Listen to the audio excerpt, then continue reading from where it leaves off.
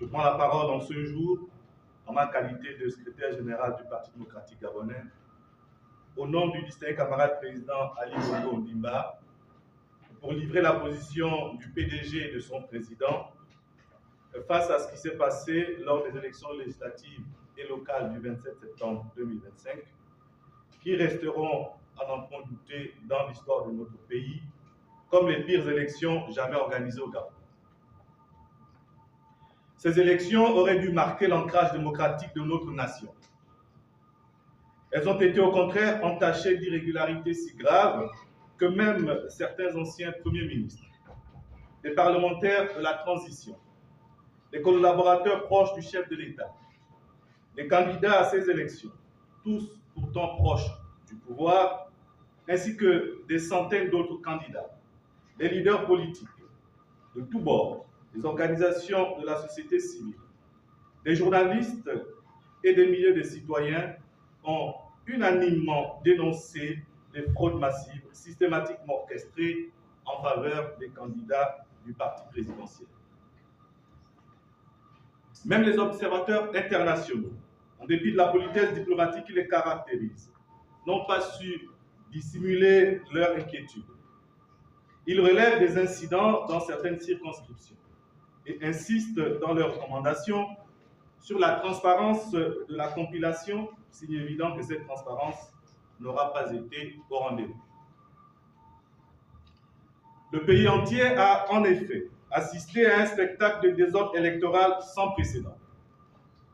Des bureaux de vote ouverts sans tous les bulletins de vote requis, des urnes arrivées tardivement, du matériel manquant, des isoloirs absents ou opaques. Dans de nombreuses localités, des électeurs intimidés, des bourrages d'urnes, des votes multiples, des transferts massifs d'électeurs, des bureaux déplacés sans préavis ou fermés prématurément. Le dépouillement, quant à lui, s'est déroulé dans certains endroits dans une opacité totale, avec des procès-verbaux incomplets, falsifiés ou affichés en contradiction avec les résultats consignés. L'utilisation abusive des procurations, toujours au profit du parti présidentiel, est venue achever ce tableau d'un scrutin vicié de bout en bout. Mais le plus grave est survenu après le vote.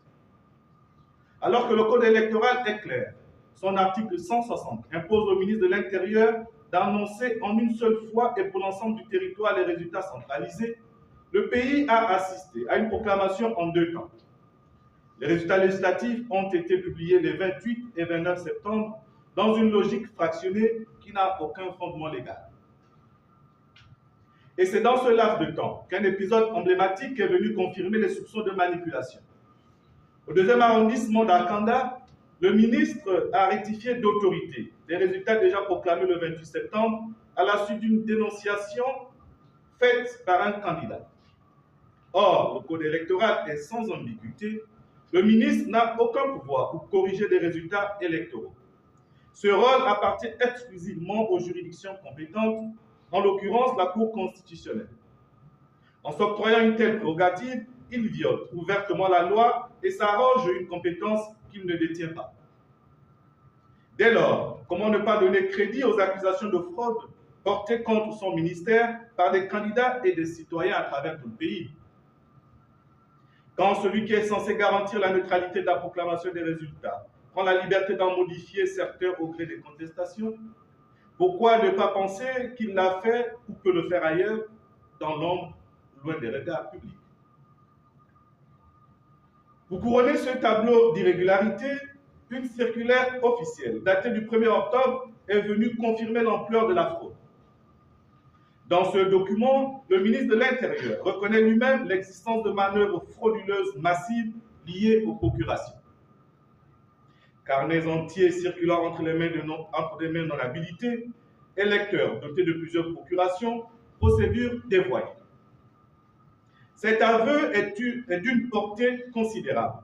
Il confirme que les accusations formulées par les candidats, les partis et les citoyens sont fondées. Mais il met aussi en cause la crédibilité de celui qui organise les élections. Car le ministre de l'Intérieur est le président de la CNOSER, donc l'arbitre en chef du scrutin. Reconnaître de telles fraudes, c'est admettre que le processus qu'il a lui-même dirigé a été irrémédiablement vicié. Dès lors, une question s'impose. Un ministre qui reconnaît publiquement que les élections qu'il a organisées ont été fraudées, peut-il encore prétendre incarner la neutralité et la fiabilité que requiert sa fonction? La réponse est évidente. Non. Par ses propres mots, le ministre de l'Intérieur s'est disqualifié. Il a perdu toute légitimité à superviser le processus électoral car il en a reconnu lui-même la faillite. Plus encore, cette proclamation fractionnée a créé une absurdité juridique. L'article 214 du Code électoral prévoit que le second tour se tienne 14 jours après l'annonce des résultats. Mais à partir de quelle date faut-il compter ce délai? Le 28 ou le 29 septembre? Si l'on retient le 28 septembre, certains candidats n'auront que 13 jours de campagne en violation de la loi. Et si l'on retient le 29 septembre, d'autres disposeront de 15 jours, soit davantage que ce que prévoit la loi. Le même problème se pose pour le délai de 8 jours prévu pour les recours devant la Cour constitutionnelle, de 10 jours, prévu pour les délais devant la Cour constitutionnelle. Doit-on compter à partir du 28 ou du 29? Dans les deux cas, l'égalité entre candidats est rompue et la légalité bafouée.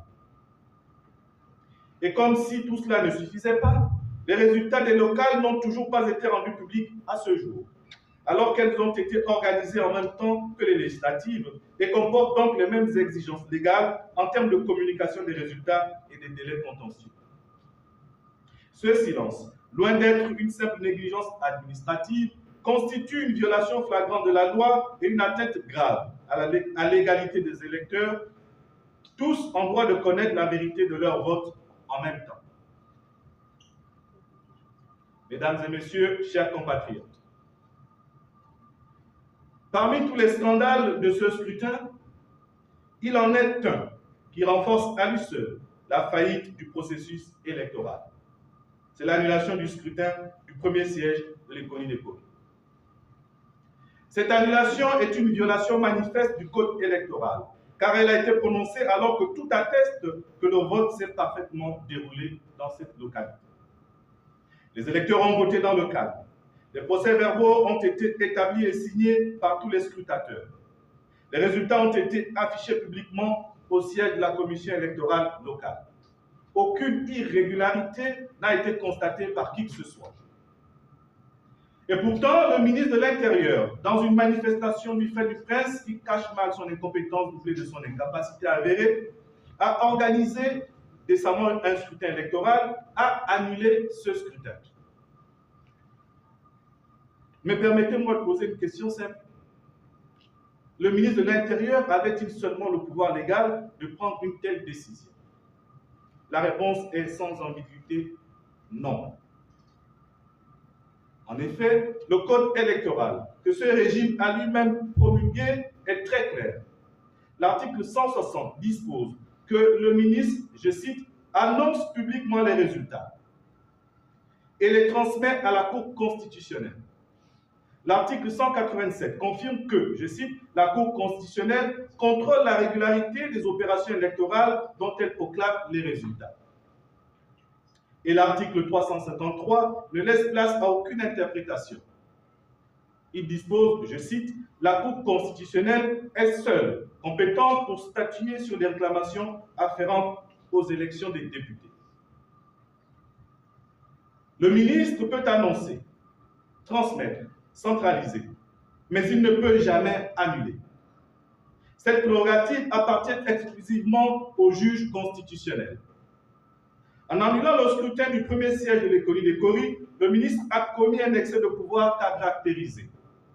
Il s'est arrogé une compétence juridictionnelle qui ne lui appartient pas. C'est une violation grave de la séparation des pouvoirs. Quant à l'ACER, cette instance qui se prétend indépendante, mais qui n'est en réalité qu'un instrument aux ordres du pouvoir, elle a repris en son compte cette annulation sans apporter la moindre preuve. Or, l'article 31 du Code électoral dispose que l'ACR contrôle et propose des correctifs, mais ne lui donne aucunement le pouvoir d'annuler un scrutin. En validant l'annulation du ministre, la SER viole son propre principe d'indépendance fixé à l'article 33 et se transforme en simple relais du pouvoir exécutif. Je mets au défi le ministre et son ASER de produire devant le peuple gabonais une seule preuve des supposés faits graves qui justifieraient une telle décision. Qu'il montre les procès-verbaux, qu'il désigne les incidents dont il est question, qu'il présente les preuves. Ils n'en ont aucune.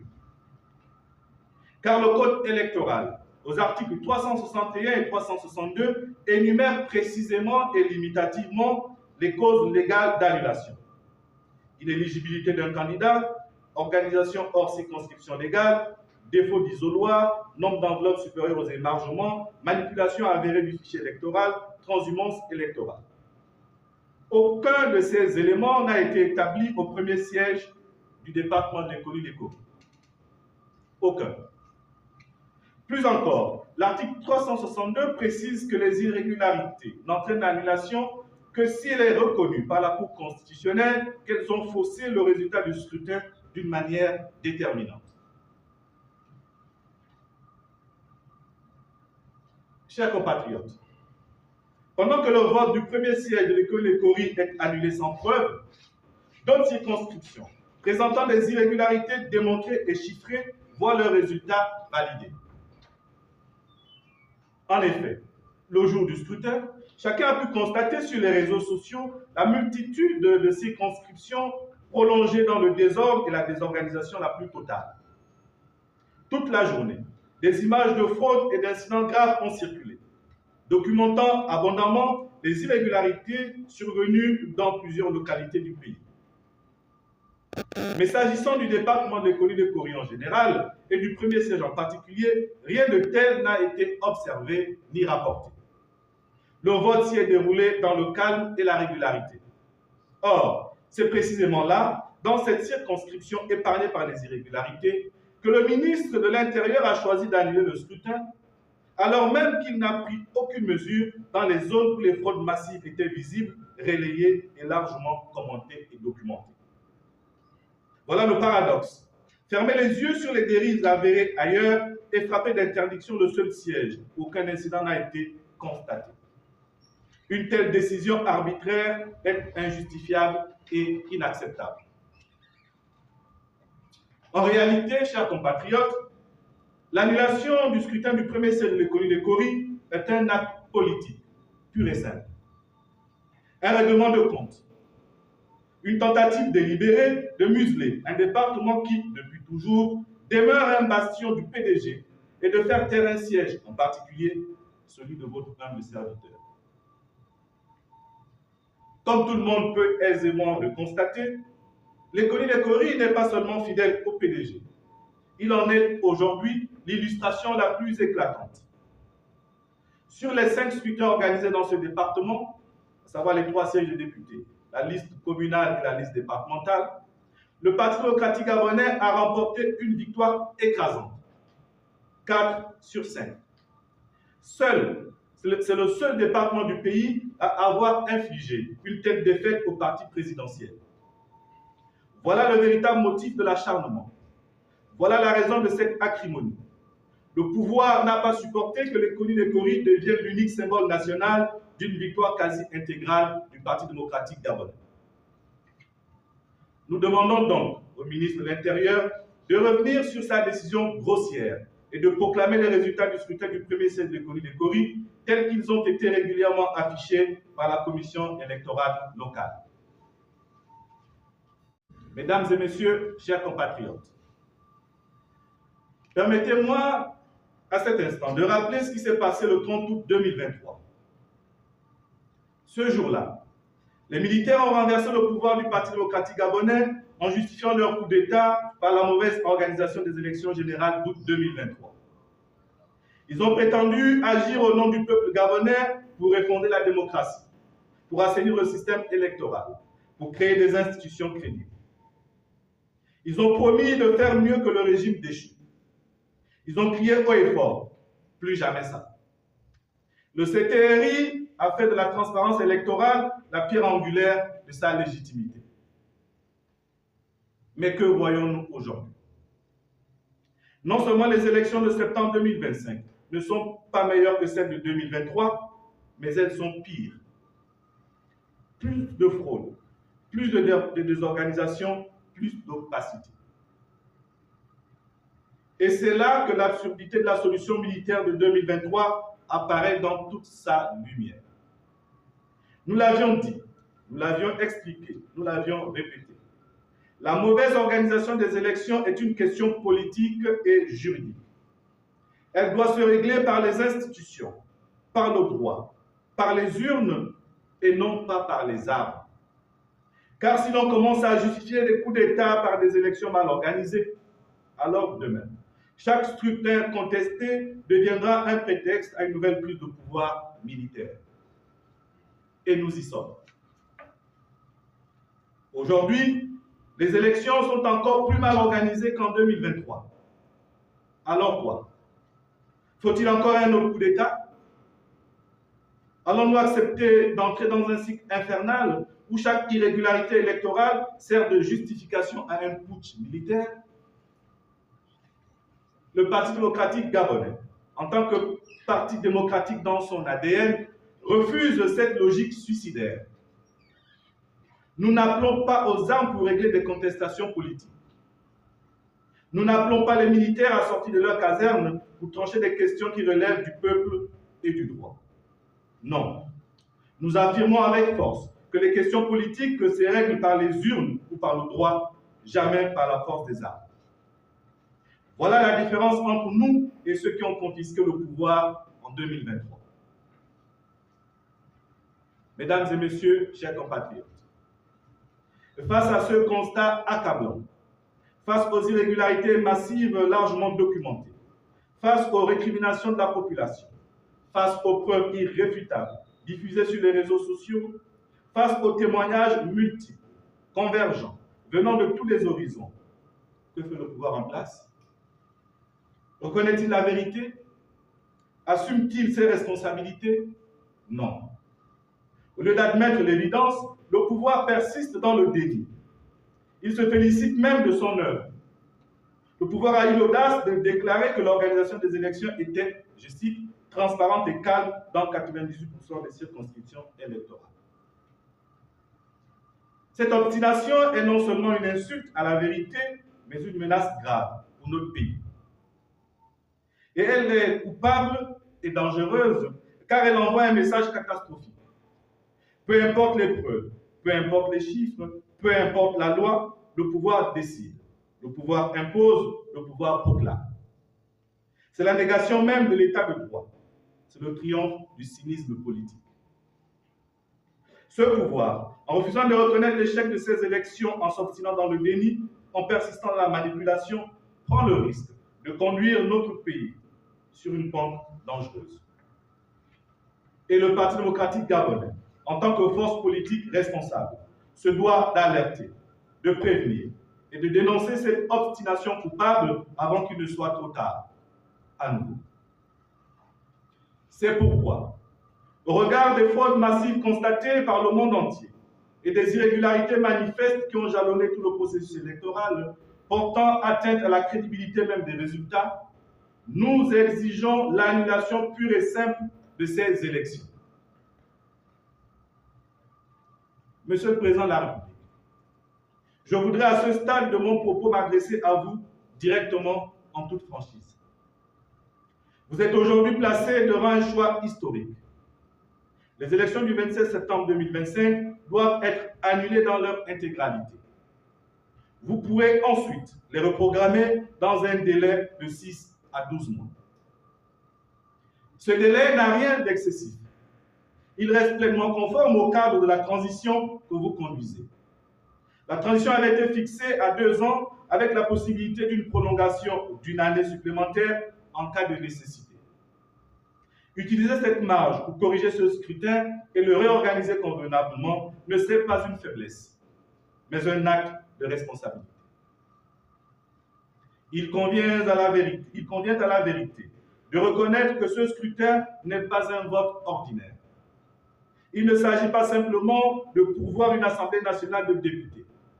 Ce scrutin va définir le visage institutionnel du Gabon nouveau, tracer l'équilibre des pouvoirs et conditionner directement la stabilité politique du pays.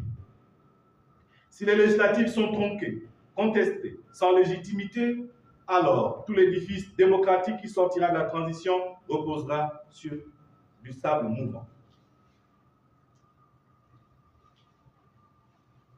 Monsieur le Président de la République, vous avez donc une responsabilité immense.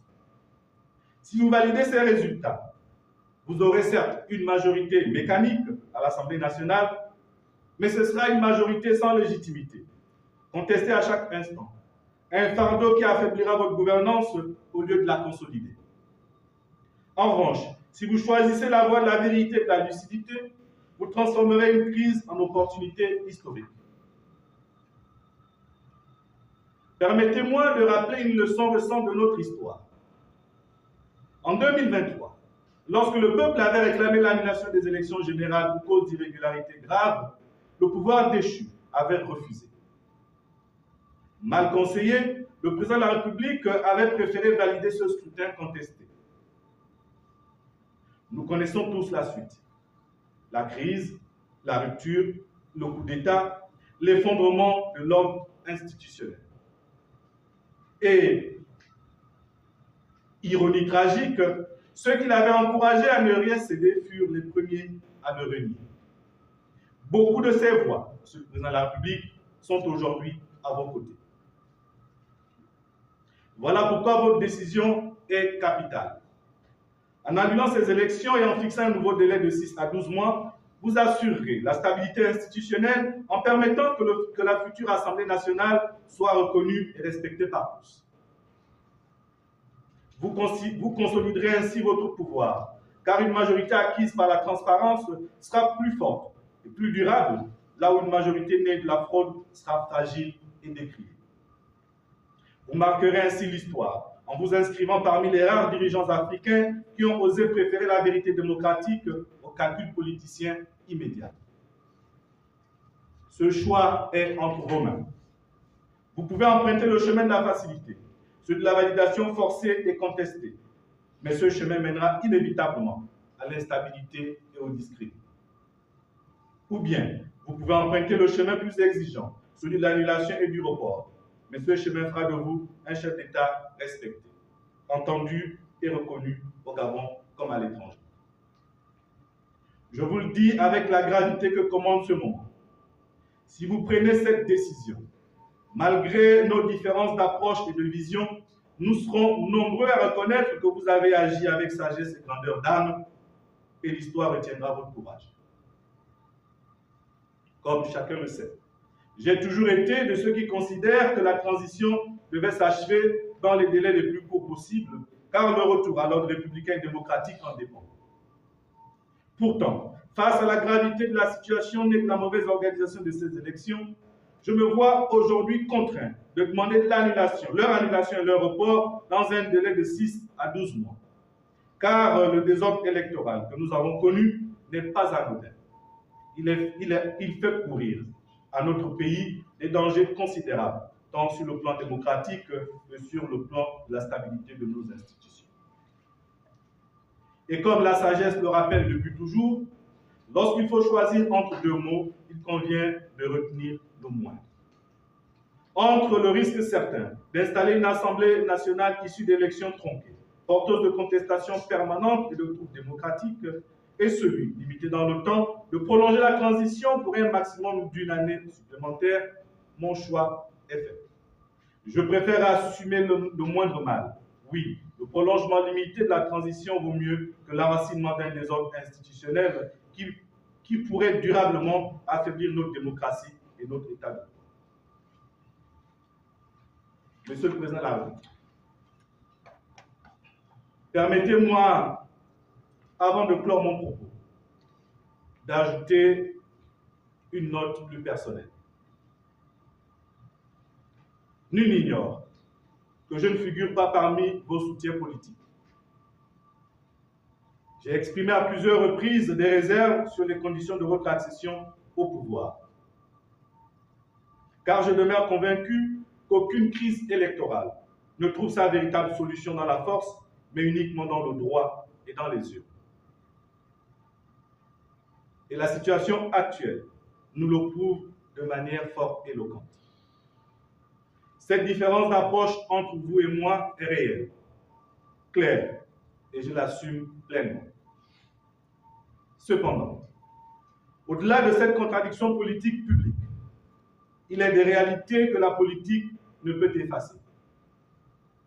Entre nous existent aussi de nombreux liens, familiaux notamment, des souvenirs d'échanges professionnels et personnels qui se sont toujours déroulés avec considération et respect. Ces réalités demeurent pour ma part inébranlables, quelles que soient les circonstances politiques. C'est pourquoi, aujourd'hui, je me sens tenu d'aller plus loin que la dénonciation politique partisane. Ce que je vais dire maintenant, je vais le dire comme un frère de destinée nationale, comme un homme qui, au-delà des joutes politiques, veut sincèrement le bien du Gabon et celui de l'homme à qui l'histoire en a confié momentanément la charge suprême. Monsieur le Président de la République, j'ai une petite idée, une toute petite idée, de la solitude qui entoure la personne qui exerce le pouvoir suprême. Je sais combien il est difficile, à cette hauteur, d'entendre la vérité quand tant de voix s'emploient à la masquer. C'est précisément parce que je mesure cet isolement inhérent à votre fonction que je me sens le devoir de vous offrir un conseil républicain. Celui d'un homme qui n'a rien à vous demander, mais qui refuse de voir à nouveau un président de la République s'enfermer dans les mêmes erreurs que ses prédécesseurs, prisonnier d'un entourage qui lui cache la réalité du pays. Monsieur le Président de la République, si je vous adresse ce conseil, c'est parce que l'instant l'exige et que ma conscience me l'impose. J'ai trop vu, assez vécu dans la vie publique, pour me taire par confort ou par calcul politicien. Ma petite expérience m'a appris à reconnaître les moments où le silence devient complicité. Je sais que vos conseillers les plus proches vous disent aujourd'hui exactement ce qu'ils disaient hier à votre prédécesseur. Que tout va bien, que les critiques sont exagérées, que les appels à l'annulation ne sont que des humeurs d'opposants. Mais l'histoire nous a montré combien ces conseils étaient trompeurs, perfides et dangereux. Je le dis avec gravité, mais aussi avec une certaine tendresse républicaine. Malgré nos divergences, je souhaite votre réussite pour le Gabon. Notre pays a trop souffert ces dernières années. Il a donc grand besoin maintenant de stabilité et de confiance. La seule décision qui peut offrir cela, c'est l'annulation de ce scrutin et sa réorganisation, dans un délai raisonnable de 6 à 12 mois, toujours conforme au cadre de la transition. En agissant ainsi, vous préserverez la paix sociale, consoliderez la stabilité institutionnelle, renforcerez votre propre autorité et marquerez l'histoire en montrant que vous avez su écouter, corriger et placer l'intérêt du pays au-delà de toute autre considération. Voilà le chemin de la sagesse et de l'histoire. À vous de le saisir ou de le laisser passer. Que Dieu bénisse le Gabon. Je vous remercie.